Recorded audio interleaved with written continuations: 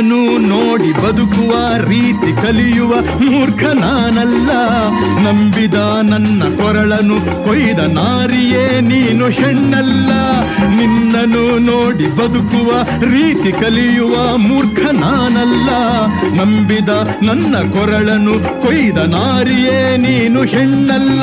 ಹಣದಾಸೆಗೆ ಮನಸಾಕ್ಷಿಯ ದಯ ಇಲ್ಲದೆ ನೀ ಕೊಂದೆಯ, ನೀ ನಾಚಿಕೆ ಇಲ್ಲದೆ ಬುದ್ಧಿಯ ಹೇಳಲು ಇಲ್ಲಿ ಬಂದೆಯ.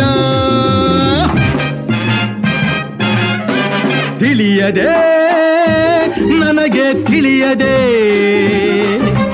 ಬದುಕುವ ದಾರಿ ತಿಳಿಯದೆ,